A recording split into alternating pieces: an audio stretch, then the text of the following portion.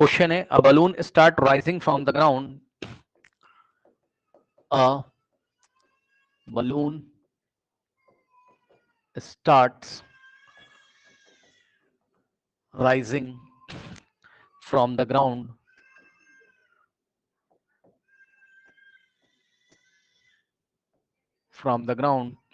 with acceleration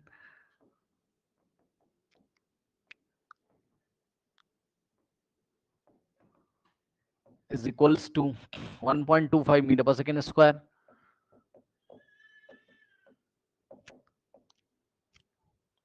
After 8 seconds, after 8 seconds, a stone is released. A stone is released from the ball, from the balloon, from the balloon. The time taken to reach the ground will be the time taken to reach the ground will be the time taken to reach the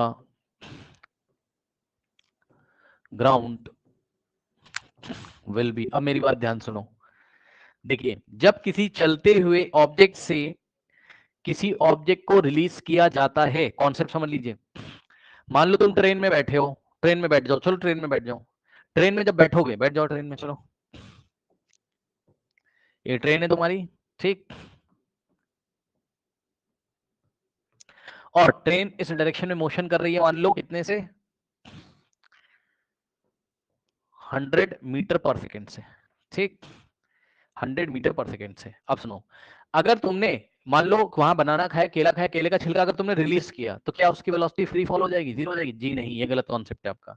अगर चलती हुई body से हाथ निकाल के अगर तुमने किसी ऑब्जेक्ट को फेंका तो भाई केले का छिलका तो मेरे हाथ में था ना, तो केले का छिलका भी तो 100 मीटर पर सेकंड से आगे की दिशा में चल रहा था। क्लास 9 में तुमने लॉ ऑफ इनर्शिया पढ़ा है? Yes sir. कोई बॉडी यदि जिस डायरेक्शन में जा रही है तो उसी डायरेक्शन में वो उसी वेलोसिटी से चलना चाहती है जब तक उस पर कोई एक्सटर्नल फोर्स ना लगाया जाए। तो जैसे ही केले का छिलका तुम ड्रॉप करोगे भैया वो नीचे नहीं जाता है, कभी देखिएगा ट्रेन में करके, वो पहले तो आगे जाएगा 100 मीटर पर सेकंड से। अब बोलेगा नहीं सर केले का छिलका तो पीछे निकल जाता है, भाई वो एयर फ्रिक्शन की वजह से होता है, ठीक है, हवा उस पर धक्का लगाती है तब वो बाद में पीछे आता है, वो बात की बात है, ठीक है। अगर एक चलती हुई ट्रेन वैक्यूम में चल रही हो 100 मीटर पर सेकंड से और केले के छिलके को कोई फोर्स मत लगाओ, चुपचाप ऐसे छोड़ दो, तो केले का छिलका क्योंकि तुम्हारे हाथ में था, तुम भी ट्रेन में बैठे थे तो तुम भी तो 100 मीटर पर सेकंड से चल रहे थे, तो केले का छिलका भी तो 100 मीटर पर सेकंड से चल रहा था, तो वो तो इधर चल रहा था आगे की दिशा में ट्रेन के साथ साथ। तो केले के चलने की जो वेलोसिटी होगी रिलीज करने के बाद वो उसी वेलोसिटी से चलना चाहेगा और उसी दिशा में चलना चाहेगा, उसी डायरेक्शन में चलना चाहेगा। Law of inertia of motion. कोई बॉडी अपने ही मोशन को मेंटेन रखना चाहती है जब तक उस पर कोई एक्सटर्नल फोर्स ना लगाया जाए, ठीक है। तो जब केले का छिलका आपने यहां से छोड़ दिया, इस तरीके से केले का छिलका है, तो ये भी 100 मीटर पर सेकंड से आगे बढ़ेगा, सुन लो ध्यान से, ठीक। तो ये मोशन तो मैंने ऐसे दिखाया। अब मान लो कि मैं जो है एक गुब्बारे में बैठा हुआ बलून में, है ना, और बलून ऊपर की दिशा में जा रहा है, बलून ऊपर की दिशा में जा रहा है, ये बड़ा मजेदार केस है।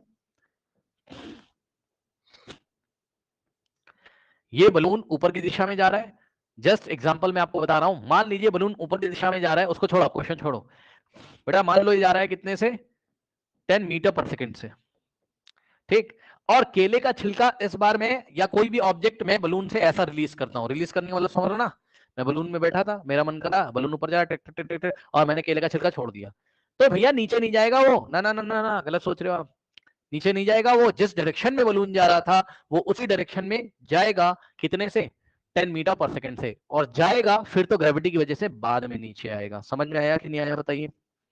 हाँ, तो ये जो केले का छिलका है पहले ये ऐसे जाएगा ऊपर की दिशा में 10 मीटर पर सेकंड, मतलब समझो जैसे ही केले के छिलके को रिलीज किया उस टाइम उसकी इनिशियल वेलोसिटी कितनी होगी, तो जवाब है भैया जैसे ही आपने उसको रिलीज किया उसकी इनिशियल वेलोसिटी उतनी ही होगी जितनी बलून की थी। और प्लस क्यों ले रहा हूं, क्योंकि ऊपर की दिशा में था, बाद में उसका क्या हुआ तो बात की बात है। तो ऐसे करके जाएगा, टॉप पे उसकी वेलोसिटी 0 होगी, फिर वो नीचे आएगा ग्राउंड पे, ये कहानी है। ठीक, तो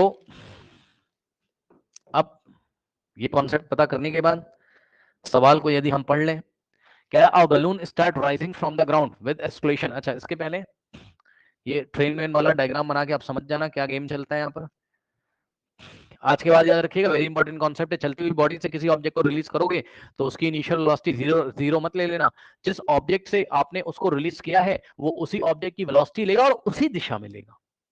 ठीक, ये बलून है आपका, ये बलून है, सुन लो ध्यान से, ये बलून है, अभी ऊपर जाएगा ये, तो u बराबर तो जीरो है इसका, कब, टाइम t बराबर जीरो पे। अभी बलून ऊपर जाएगा, ठीक, और जब ये ऊपर जा रहा है तो इसका एक्सक्लेशन कितना दिया हुआ है, ध्यान से सुन लो भाई। इस बार एक्सक्लेशन ऊपर की दिशा में 1.25 मीटर पर सेकंड स्क्वायर। सुनो, बोलेगा सर जी भी नहीं ले रहे हो इस बार, भैया क्यों ले जी, क्यों लेंगे जी बताइए, क्यों लेंगे बलून के लिए जी, क्यों लेंगे बताओ।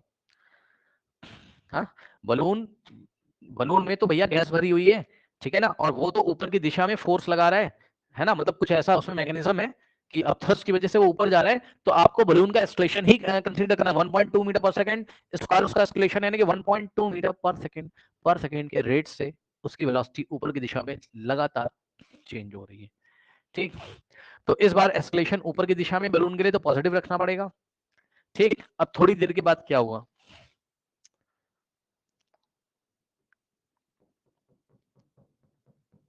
कितनी देर के बाद पढ़ो, आफ्टर 8 सेकेंड, 8 सेकेंड के बाद गुब्बारा चढ़ गया होगा, टाइम टी से जीरो से चला होगा और गुब्बारा यहां पहुंच गया।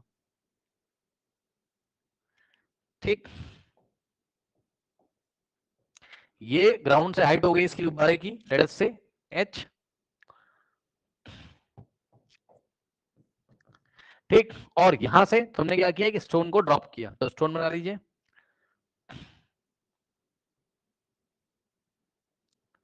स्टोन रिलीज्ड या ड्रॉप बोले, कुछ भी बोले।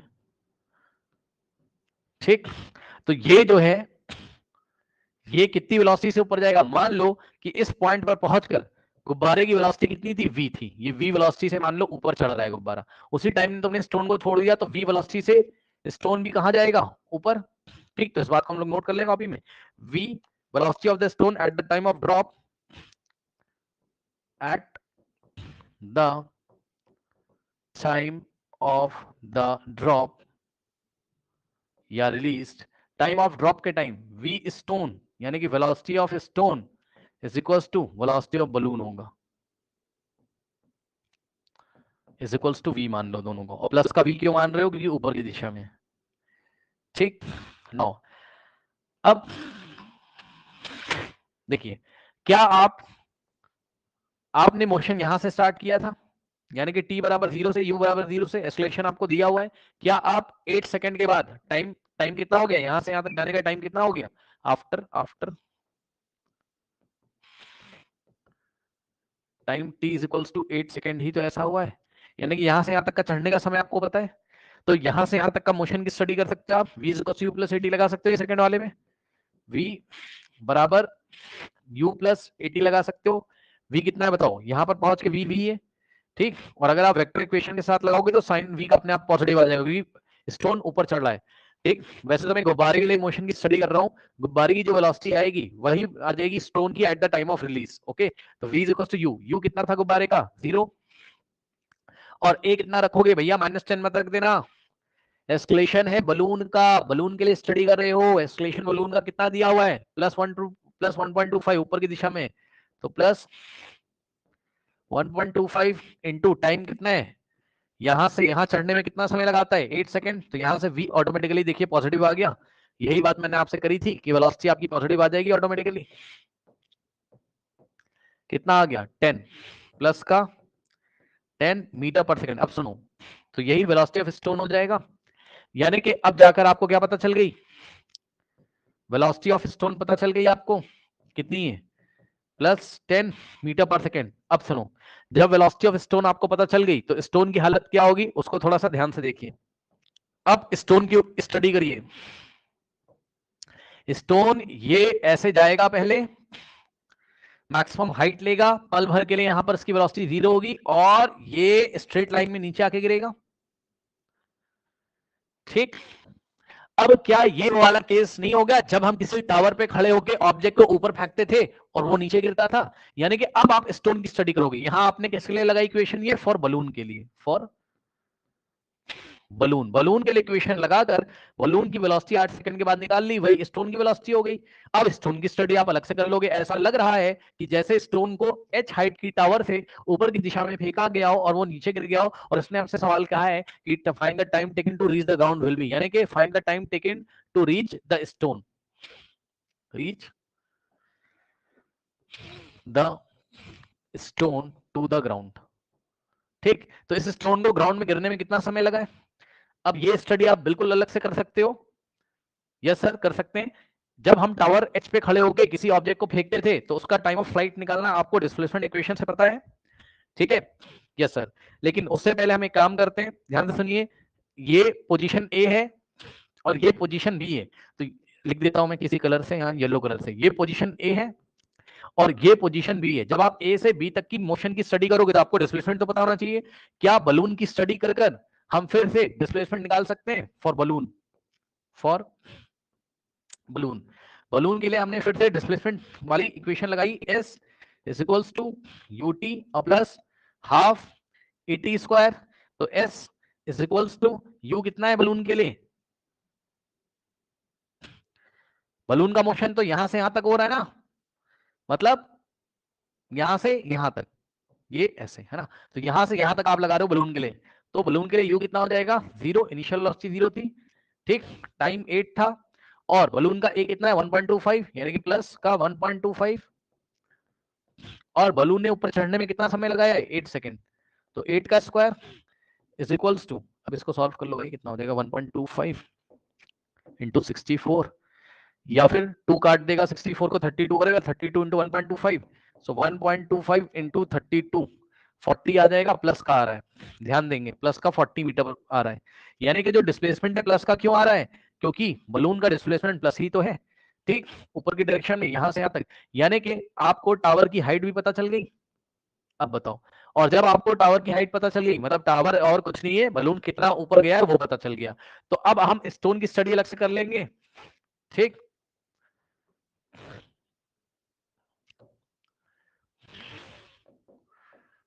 Study of stone, study of stone, तो स्टोन की ओनली स्टडी करिए। चलिए, तो स्टोन की यदि आप स्टडी करोगे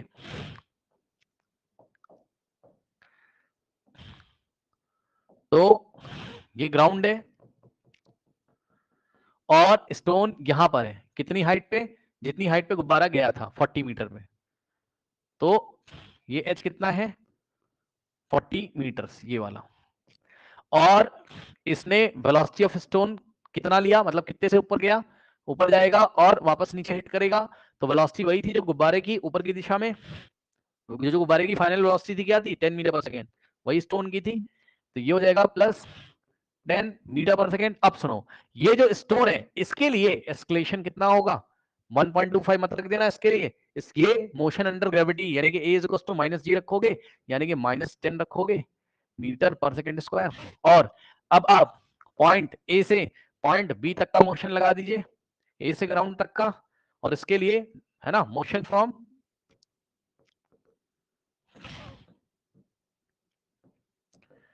ए टू बी लगाओगे, और s is equals to u t plus half a t square लगा दोगे, तो इस इक्वेशन में टी क्या होगा? टाइम ऑफ फ्लाइट होगा, खुद चेक कर लो, यहां से यहां तक, ठीक, जितना इसमें समय लिया है। तो s कितना रखोगे आप? अब ध्यान से चेक कर लो, a से b के बीच का शॉर्टेस्ट डिस्टेंस कितना है? 40 है, तो यही डिस्प्लेसमेंट है, ये डिस्प्लेसमेंट होता है, और डायरेक्शन कैसी है? नीचे, ये ट्यों नीचे, तो ये -40 रखोगे। और u कितना है? तो जवाब है जितनी वेलोसिटी से गुब्बारा ऊपर, गुब्बारा क्या स्टोन ऊपर जा रहा था, कितने से? +10 से, तो ये हो जाएगा +10, और t आपको निकालना है, ठीक। a की वैल्यू -10 रखोगे, जिसकी वजह से माइनस हो जाएगा 1/2, और a की जगह 10, और t का स्क्वायर,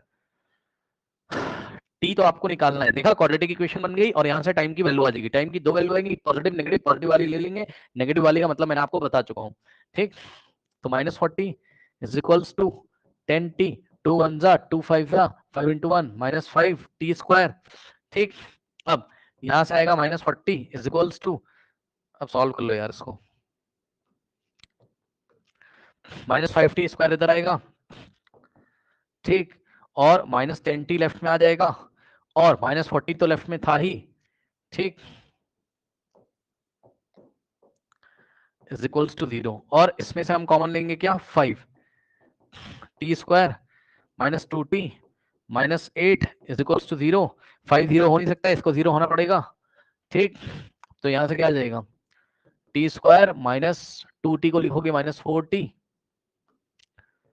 और +2t, splitting the middle term, -8 is equals to 0, इसमें से t कॉमन आ जाएगा, t -4 और +2 कॉमन आ जाएगा, तो t -4 is equals to, so t -4 और t +2 इज इक्वल्स टू 0, तो टाइम कितना लग गया, +4 सेकेंड, और -2 सेकेंड क्या बता रहा है, -2 सेकेंड बता रहा है कि अगर इतनी ही वेलोसिटी से इसको ऊपर ना फेंक के नीचे फेंका होता तो डायरेक्टली यहाँ से 10 मीटर पर सेकंड से अगर नीचे फेंका होता तो कितना टाइम लेता, 2 सेकेंड का, ठीक है। बहरहाल हमारा आंसर क्या है, this is your final answer, इतने टाइम में जो आपका स्टोन है वो नीचे गिरेगा, यहाँ से यहाँ तक गिर जाएगा, ठीक है।